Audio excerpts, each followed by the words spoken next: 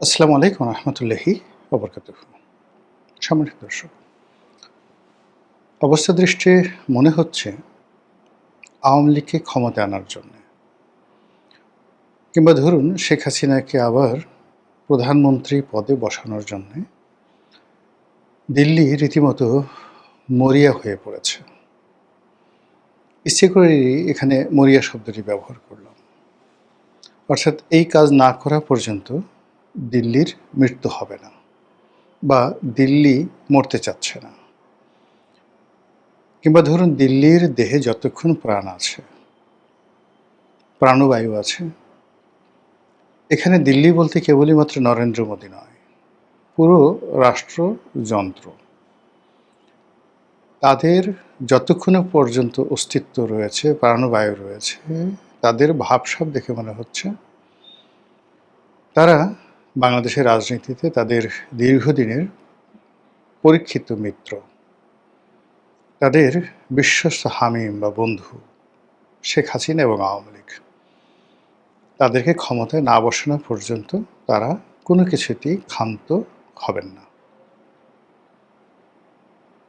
সাম্প্রতিক সময়ে ভারতের একজন রাষ্ট্রদূত নিয়োগ লাভ করেছেন, কিন্তু বাংলাদেশ এখনো পর্যন্ত তাকে অ্যাক্রিডিটেশন দেয়নি, অর্থাৎ তাকে স্বীকৃতি দেয়নি। অত্যন্ত তাৎপর্যপূর্ণ। এইরকম ঘটনা বাংলাদেশে ইতিপূর্বে খুব কম ঘটেছে। তো ভারতের মতো রাষ্ট্র, আমেরিকার মতো রাষ্ট্র কিংবা ইউরোপের ফ্রান্স, তারপর আপনার ইংল্যান্ড, জার্মানি, এর বাইরে অস্ট্রেলিয়ার রাষ্ট্রদূত কিংবা কানাডার রাষ্ট্রদূত, এই রাষ্ট্রদূত যারা আছেন বাংলাদেশে, এই রাষ্ট্রগুলোকে খুবই গুরুত্বপূর্ণ মনে করা হয় এবং রাষ্ট্রদূতরা বাংলাদেশে আসেন, অবাধে বিচরণ করেন এবং তাদেরকে অ্যাক্রিডিটেশন দেওয়া হবে না। অর্থাৎ তারা বাংলাদেশে এসে রাষ্ট্রপতির কাছে তাদের পরিচয়পত্র হস্তান্তর করবে। বাংলাদেশ পররাষ্ট্র মন্ত্রণালয়, যেটাকে মিনিস্ট্রি অফ ফরেন অ্যাফেয়ার্স বলা হয়, মোফা, তাদেরকে মেনে নেবে এবং গার্ড অফ অনার প্রদান করে তাদেরকে এদেশে দায়িত্ব পালন করতে দেবে।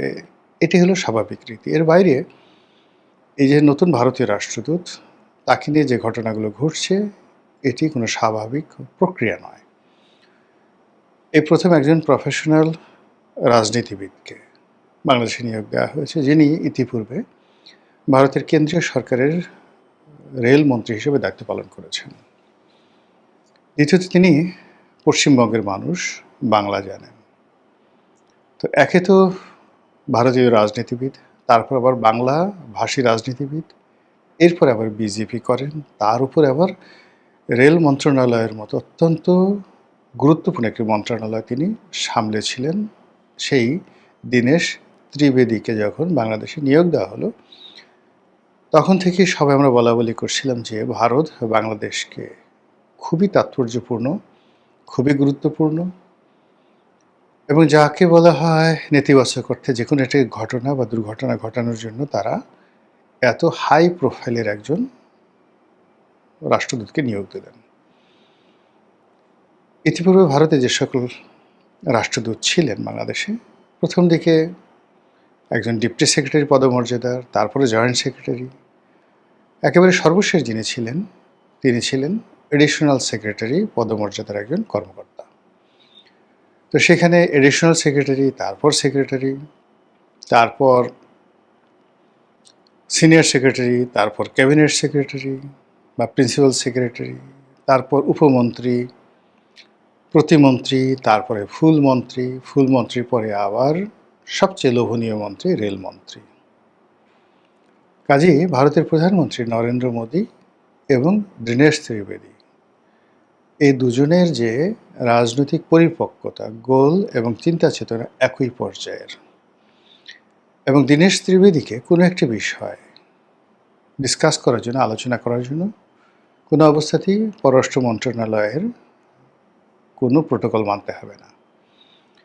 তিনি সরাসরি জয়শঙ্করের সঙ্গে কথা বলবেন, সরাসরি নরেন্দ্র মোদীর সঙ্গে কথা বলবেন, অথবা প্রয়োজনে স্বরাষ্ট্রমন্ত্রী এবং সরকারের খুবই গুরুত্বপূর্ণ ব্যক্তি যিনি আছেন অমিত শাহ, তার সঙ্গে কথা বলবেন। এইরকম একজন মানুষকে কেন বাংলাদেশে পাঠানো হলো?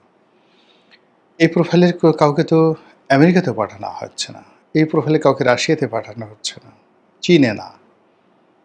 তাহলে বাংলাদেশের সঙ্গে এমন কি হলো যে দীনেশ ত্রিবেদীর মতো একজন মানুষকে এখানে পাঠাতে হবে? ইট মিনস বাংলাদেশের ব্যাপারে ভারত মরিয়া হয়ে পড়েছে। আর এটা বাংলাদেশ বুঝতে পারার কারণে দীনেশ ত্রিবেদীকে এখনও পর্যন্ত অ্যাক্রিডিটেশন প্রদান করা হয়নি বা তাকে মেনে নেওয়া হয়নি। কাজেই বাংলাদেশ যদি তাকে মেনে না নেয়, তাকে ফেরত যেতে হবে।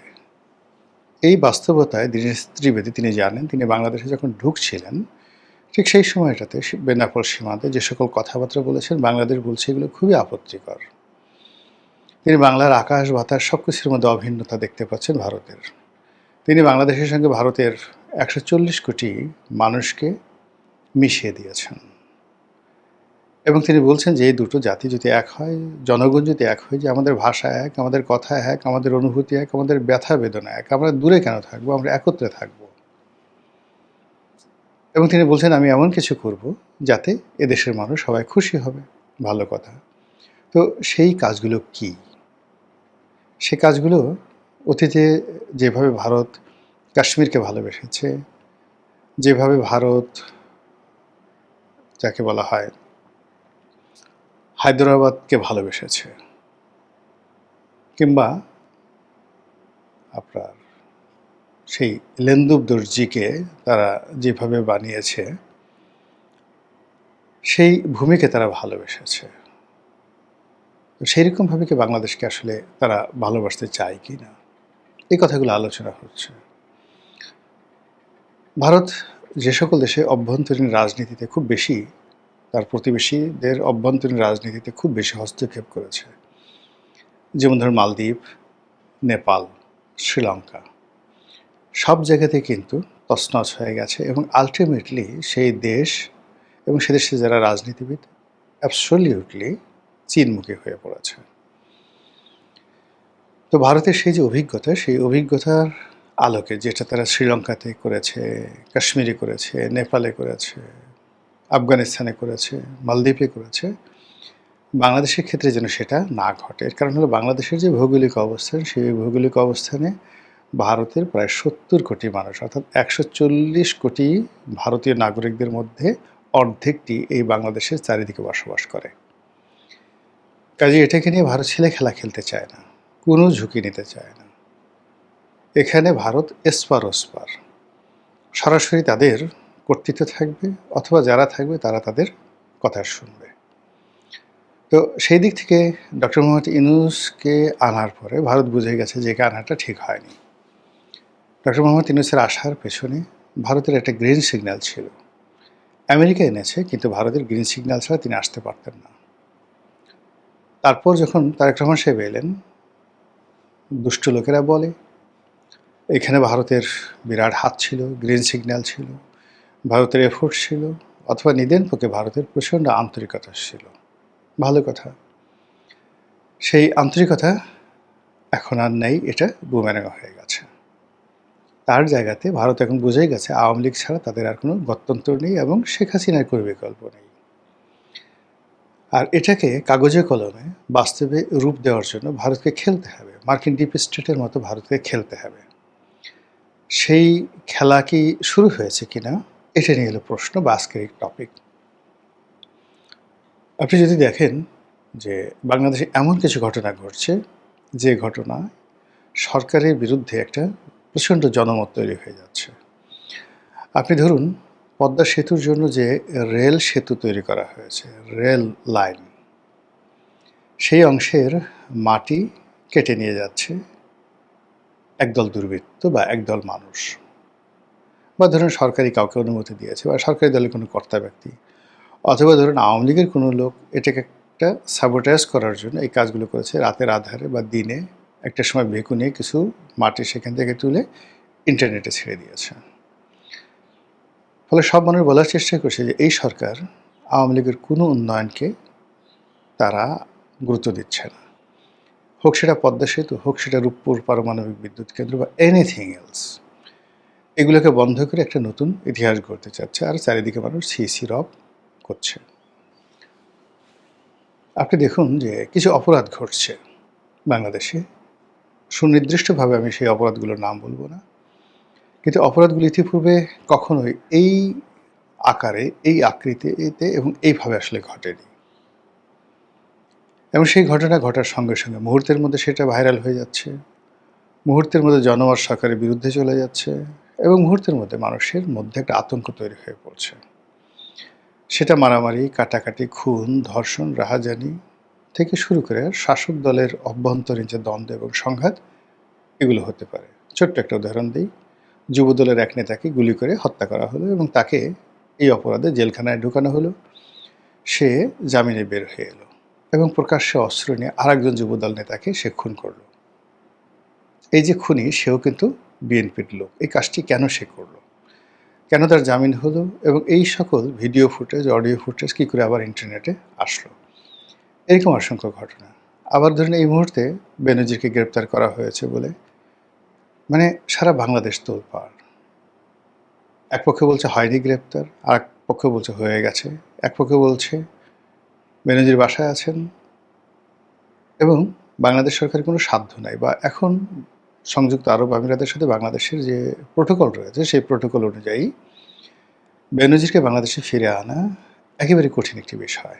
অন্যদিকে সরকার শতভাগ নিশ্চিত এই যে একটা মার্কেটিং হচ্ছে, একটা ব্র্যান্ডিং হচ্ছে, এটা আলটিমেটলি সরকারের বিরুদ্ধে চলে যাবে যদি বেনজির সাহেবকে আসলে রিয়েলি বাংলাদেশে আনা না যায়। ডক্টর জাহিদুর রহমান প্রথমে তাকে নেওয়া হলো। এখন ডক্টর জাহিদুর রহমানের মতো মানুষদের সঙ্গে বিএনপির কী সম্পর্ক ছিল? আমি তো এই দলটির যে রাজনীতি, মানে 2019 সন থেকে এই দলে যোগদান করার পর থেকে এ দলের একেবারে তারেক রহমান সাহেব থেকে শুরু করে সবার মধ্যে, মানে নিচে যারা একেবারে ইউনিয়ন পর্যায়ের বিএনপির কর্মী আছে তাদের সঙ্গেও বহুবার আমার যোগাযোগ হয়েছে।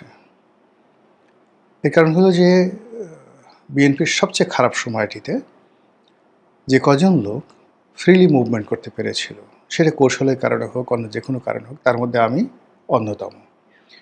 তো কাজেই বিভিন্ন বিষয়, আর যেহেতু আওয়ামী লীগ থেকে এসেছিলাম, আওয়ামী লীগের অনেকের সঙ্গে সম্পর্ক ভালো, এই জন্য বিএনপির বহু মানুষ বুদ্ধির জন্য, পরামর্শের জন্য, সাহায্যের জন্য কথা বলতেন, গোপন কথা বলতেন, প্রকাশ্য কথা বলতেন। তাদের দলের অনেক গোপনীয় বিষয়গুলো জানার সুযোগ হয়েছে, কিন্তু কোথাও তো জাহেদকে দেখিনি। এখন এই জাহেদ হঠাৎ করে প্রধানমন্ত্রী তারেক রহমানের খুব গুরুত্বপূর্ণ বিশ্বস্ত পার্টনার হয়ে গেলেন। একইভাবে খলিলুর রহমান হয়ে গেলেন। আরও অনেকগুলো ব্যক্তি চলে এলো যাদের সঙ্গে বিএনপির কোনো সংযোগ এবং সম্পর্ক নেই। All on a sudden they become hero of the hero. এখানে যদি তরুণদের মধ্যে শহীদুদ্দিন চৌধুরী আনি ধরেন, কিংবা সিনিয়রদের মধ্যে মঈন খান, নজরুল ইসলাম খান বা মির্জা ফখরুল ইসলাম আলমগীর বলেন, এই নবাগত অন্তত 1 ডজন পাওয়ারফুল ব্যক্তি তারা বিভিন্নভাবে প্রধানমন্ত্রীর কার্যালয়ে ঢুকে পড়েছেন মন্ত্রী, প্রতিমন্ত্রীর পদমর্যাদায়, যাদের সঙ্গে বিএনপির কোনো সংযোগ ছিল না। এই কাজ কারা করালো? এর পেছনে কি আমেরিকার হাত, না ভারতের হাত, নাকি এর পেছনে কোনো গোয়েন্দা সংস্থার হাত? তারেক রহমান সাহেব মানে শতভাগ নিজের থেকে এই কাজগুলো করেছেন। Not like that. এদের সঙ্গে হয়তো তারেক রহমান সাহেবের 1 বার 2 বার 5 বার কথাবার্তা হয়েছে। তো কেন তার ঘাড়ে চাপিয়ে দেওয়া হলো? একইভাবে কিন্তু বহু মানুষকে চাপিয়ে দেওয়া হয়েছিল ডক্টর মোহাম্মদ ইউনূসের ঘাড়ের উপরে, তার ফলে তিনি কিন্তু আর পারেননি। তো এই জিনিসগুলো হচ্ছে, এবং এই যে জাহেদ থেকে শুরু করে অন্য যারা আছেন তাদেরকে আবার নিয়োগ দিয়ে বলা হলো এরা ভারতের দালাল। আবার ভারতের দালাল হিসেবে তারা যখন ভারতে গেলেন, ভারত থেকে তাদেরকে তাড়িয়ে দেওয়া হলো, প্রত্যাখ্যাত করা হলো, বা তারা ফিরে এলেন, ভারতকে মুখের উপর না বলে দিলেন, হোয়াট এভার মেবি, কিন্তু ইজ্জত যা যাওয়ার সব কিছু চলে গেল সরকার প্রধানের। এর মধ্যে আবার সরকার প্রধান মালয়েশিয়াতে যাচ্ছেন এবং মালয়েশিয়া থেকে সেখান থেকে আবার তিনি চীন যাবেন। আমার বিশ্বাস, আজকে বলে রাখলাম, লিখে রাখেন, মালয়েশিয়া থেকে চীন যাবেন এবং চীন থেকে প্রধানমন্ত্রী ফিরবেন, এবং ফেরার পর আপনি দেখবেন রাজনীতির সমীকরণটা কোন জায়গা থেকে দাঁড়ায়। এই যে অবস্থা, যা কিছু হচ্ছে, মনে হচ্ছে অনেকগুলো স্যাবোটাজ, অনেকগুলো চক্রান্ত, অনেকগুলো ঘটনা ঘটানোর জন্য দিল্লি তার সর্বশক্তি নিয়োগ করে যে কাজ করছে, মরিয়া হয়ে পড়েছে, সেটা হলো তাদের মিত্রকে বাংলাদেশে ফেরানোর জন্য। সাধু সাবধান, যারা খুশি হবার তারা খুশি হন, যারা বেজার হবার তারা বেজার না হয়ে কী করে খুশি থাকা যায় সেই প্রকল্প গ্রহণ করুন। আসসালামু আলাইকুম রহমতুল্লাহি ওয়া বারাকাতুহু।